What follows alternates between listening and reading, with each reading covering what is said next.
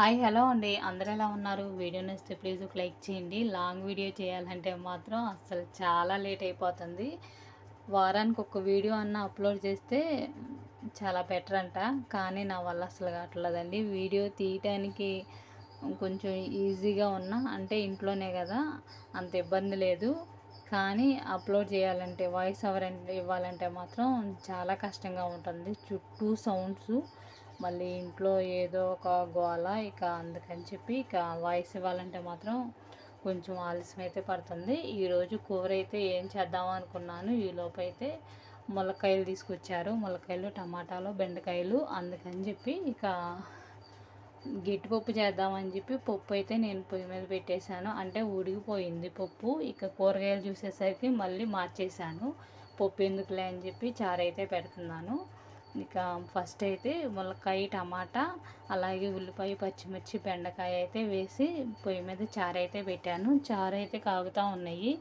ఈలోపు పొంగొస్తూ ఉంటాయేమోనని చెప్పి ఇవైతే కట్ చేసి ఫ్రిడ్జ్లో పెడదామని చెప్పి మిగిలిన ములక్కాయ ముక్కలు ఇవన్నీ కట్ చేసి అయితే ఇవైతే వేటికవి సర్దే వేసి అయితే ఫ్రిడ్జ్లో అయితే పెడతాను. ఇప్పుడు ఏంటంటే చారు అయితే కాగుతున్నాయి.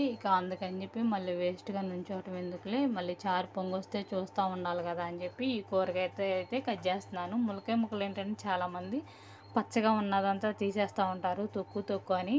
ఆ పచ్చగా ఉన్నది తీసేయటం మూలాన ములక్కాయలు మనం చారులో వేసినా, పులుసులో కానీ, కూరలో కానీ వేసినా కానీ ముక్క అనేది ఊరికి చిమిడిపోతూ ఉండిద్ది, తొందరగా ఉడిపోయి. అందుకని చెప్పి అంత పీస్ అయితే తినవసరం లేదండి. పచ్చిమిర్చి కూడా ఇప్పుడు ఎండలకు ఊరికినే ముగ్గిపోతూ ఉంటాయి కదా, అందుకని చెప్పి తొడియాలు అయితే తీసి ఫ్రిడ్జ్లో అయితే పెడతాను. తొడియాలు తీయటం వలన తొందరగా ముగ్గవు. టమాటాలు అవి కూడా ఒకసారి చెక్ చేసి అయితే ఫ్రిడ్జ్లో పెట్టాలి. ఎందుకంటే టమాటాలు అన్ని కాయలు ముగ్గిపోయినాయి కదా, ఆ ముగ్గిపోవటం వలన ఏంటంటే కాయ కొంచెం మెత్తగా ఉందంటే మాత్రం కుళ్ళిపోయి చండాలమైన వాసన వచ్చేసిద్ది టమాటా.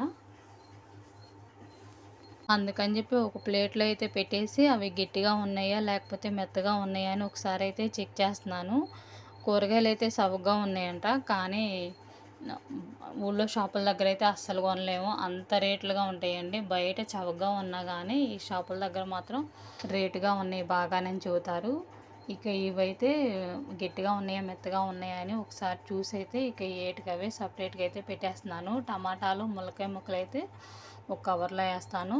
పచ్చిమిర్చి అయితే ఒక బాక్స్లో పెడతానండి, ఎందుకంటే మనకు తీసుకోవటానికి కూడా వీలుగా ఉండిద్ది కదా చట్నీలు అలాంటివి చేసేటప్పుడు.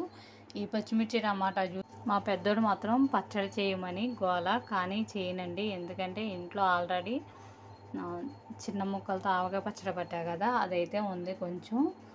ఈ టమాటాలంటే కూరకు కానీ, లేకపోతే చారు, లేకపోతే టమాటా పప్పు కూడా చాలా ఇష్టంగా తింటారు మా ఇంట్లో. టమాటా పప్పు, తోటకూర పప్పు ఇవే తింటారు, సొరకాయ అలాంటివి తినరు. అందుకని చెప్పి టమాటాలు ఎక్కువ ఉన్నప్పుడు కొంచెం సొరకాయ ముక్క ఉంటే ఇంట్లో అది ఇది మిక్సింగ్ అయితే చేసి అయితే పప్పు అయితే చేస్తాను. కూరగాయలు అనేవి మనం ఏటికవే సపరేట్గా సర్దుకున్నామంటే మాత్రం మనకి తీసుకోవటానికి కూడా చాలా ఈజీగా ఉండిద్ది. అన్ని కూరగాయలు ఒకే కవర్లో పెట్టి ఫ్రిడ్జ్లో పెట్టేసామంటే మనం ప్రతి పూట ఎత్తుకోవాల్సి వచ్చింది. కూరగాయలన్నీ మళ్ళీ ఒక్కొక్కటి ఏరుకుని పక్కన పెట్టుకోవాల్సి వచ్చింది. మొన్న కుట్టానండి బ్లౌజులు. ఒక బ్లౌజ్ అయితే సగం కుట్టిన తర్వాత దారం బంతి అయిపోయింది. దారం బంతి తెప్పించాలంటే మాత్రం ఊళ్ళో షాపుల్లో అసలు ఉండట్లేదు, మళ్ళీ సెంటర్కి వెళ్ళాల్సింది. సెంటర్ నుంచి అయితే ఈరోజు తీసుకొచ్చారు. మిగతా సగం కూడా కుట్టేసి చేతి పని అనేది మొదలు పెట్టాలి. చారు అయితే కాగిపోయినాయండి. చారు అయితే తాలింపు వేసేసి చేతి పని అయితే చేస్తాను ఈరోజు మాత్రం. కుక్కర్లో పప్పు ఉడకబెట్టా కదా, అందుకని చెప్పి పప్పు గిన్నె మళ్ళీ కడిగేసి వేరే గిన్నెలో ఎందుకులే అని చెప్పి తాలింపు కూడా అదే గిన్నెలో వేశాను.